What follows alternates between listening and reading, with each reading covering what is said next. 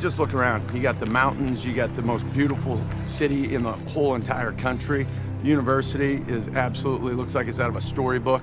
It's just beautiful. People are incredibly genuine and extremely nice.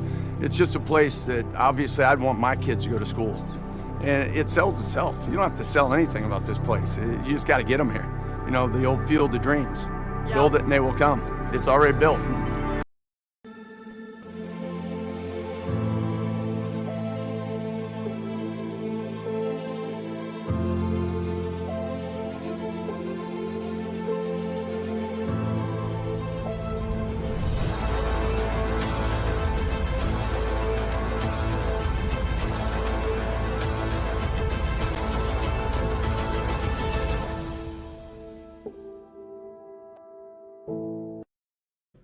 Welcome to the Talkin VAWLS Network. My name is Boogie Bentley, back with another transfer portal video. You guys asked for it. We finally got some defense on the board. You can see there, defensive back from Oklahoma, Latrell McCutchin, has entered the transfer portal. We'll take a look at the connections. We'll look at his scouting report, what he would add to this Tennessee defense. But as always, do me a favor, go ahead and smash that thumbs up just below the video. Helps the channel, helps the analytics. Also, if you're new to the Talkin VAWLS Network, welcome. We're not experts, we're not insiders.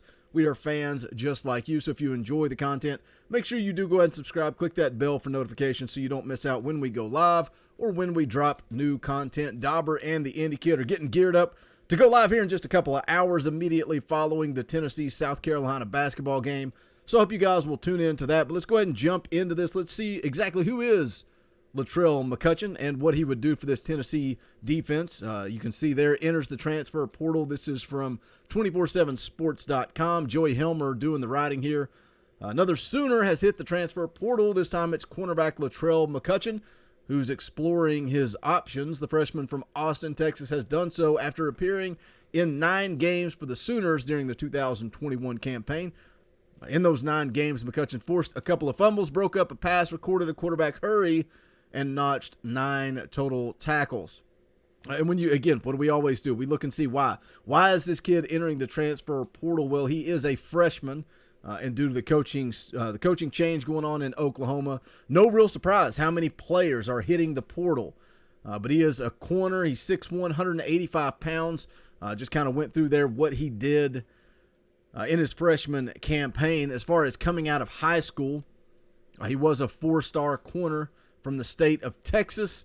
A lot of people already asking, does he want to go back to the state of Texas? Does he want to move back closer to Austin? Time will tell, but he does have some connections. What are the connections? Well, it's the old Twitter search. Tim Banks has recently followed him on Twitter, so there is some interest I think Tennessee will pursue. They would be crazy not to pursue any defensive back that enters their name into the portal at this point. They're being selective. I'm excited about this offense, the way the pieces are falling in place, the addition of Isaiah Nair. This Tennessee offense is going to thrive. I would like to add an offensive tackle. I would also like to add a power-style running back. We'll see if that happens, but if not, look what Tennessee did this season. Look what they did this season. The return of Hendon Hooker, the return of Cedric Tillman. This offense is going to score points. They've got to get better on defense. The article goes on to say here, one of his forced fumbles came in a 16-13 September win over West Virginia, and that had the former coaching staff excited about his potential. This is a quote from Lincoln Riley. Says he's developed well. He plays with confidence. He says he's plays with a little bit of an edge and attitude out there, which you love to see from any player, especially a young player. He's definitely one of our more talented guys in the secondary, so I'm excited about the way he's playing. He's got to continue to work. He's got to continue to improve, but he's off to a good start. Says here, I think he's gaining confidence, and we're gaining confidence in him as we go. This is a quote from their defensive coordinator at the time, Alex Grinch. Says, in so many ways, as a freshman, he's probably further along than a lot of guys that I've been around. That standard has got to continue to grow. He's one of those guys, young guys, that he's got to put a week in. So much for those freshmen. What happens is get me to Friday night and then not divulge all conversation. We asked Latrell how many bad practices he had in high school. He's going to tell you 0. That's the case for a lot of our guys. Then all of a sudden you come to college and it's hard to have a good practice because something inevitably happens. So no, we're thrilled about Latrell, a guy that's going to just keep getting better and better. And when you look at this Tennessee defense going into 2022, especially the defensive back position, we got exposed. We got exposed of where this defensive backfield was when Alontae Taylor was out of the game. Alontae Taylor unable to play against Purdue. Kamal Hadden, Warren Burrell out there just absolutely getting torched. We saw the freshman come in and get some play. Deshaun Rucker, he is nowhere near ready. Nowhere near ready. He struggled. Kamal Hadden got banged up, goes out. Rucker comes in, absolutely got torched on defense. Kamal Hadden is starting to come along. Kamal Hadden is a guy that I hope to see take a big step between 2021 and 2022. Warren Burrell, you're on blast. You're an upperclassman. Do better. Be better. Do you want to keep your job? Latrell McCutchin is a guy that could come in and take that job throughout the course of spring practice. And that's something else that Tennessee has the benefit of when we look at this thing, because they don't start class until I believe it is a couple of weeks from now. I believe it is the 24th that Tennessee goes back to class. So McCutchin could still enroll and get in time to participate in spring practice, which would be a huge positive.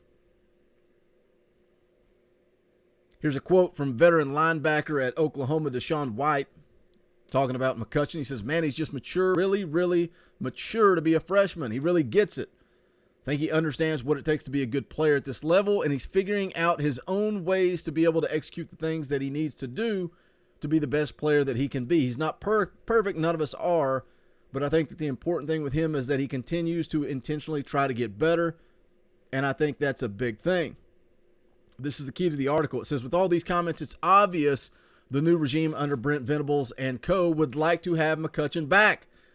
However, he's now in the portal, which indicates another direction is likely. So a lot of high praise. A lot of high praise from that previous staff. Again, a kid with a lot of eligibility left. Class of 21, four-star corner coming out of high school. The scouting report from Gabe Brooks, Midlands Region recruiting analyst over at 24/7 Sports, projects him as a 4 to 7 round guy in the NFL. Says he's a rangy corner with good height relative to the position, north of 6 feet with a good frame for potential corner.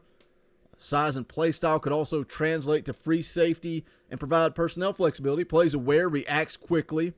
That's key. That's key to this Tim Banks defense.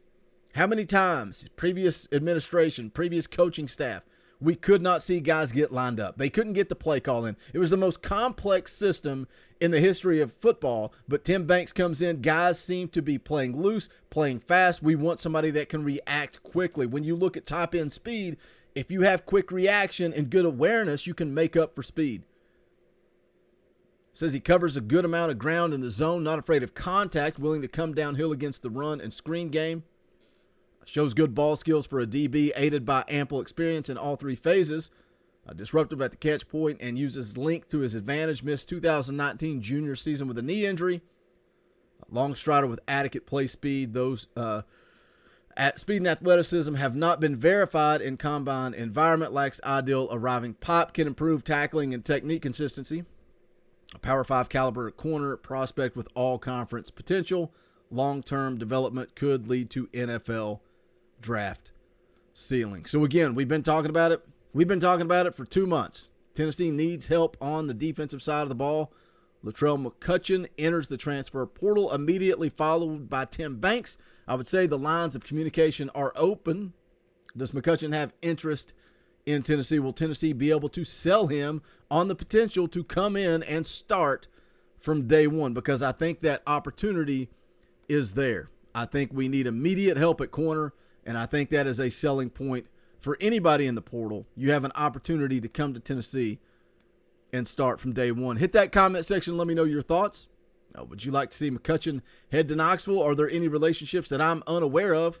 Hit that comment section. Let me know. Also, if you have not done so, please smash that thumbs up on the way out the door. Go check out the official merchandise of the Talkin VAWLS Network. Go to bonfire.com/store/TalkinVAWLS. Any and all support greatly appreciated. Tons of different designs for baseball, basketball, and then also our logo merch, football merch, all that good stuff. Any and all support greatly appreciated. Again, bonfire.com/store/TalkinVAWLS. But that's going to do it for this one. This is the Talkin VAWLS Network. My name is Boogie Bentley. Go Big Orange. The VAWLS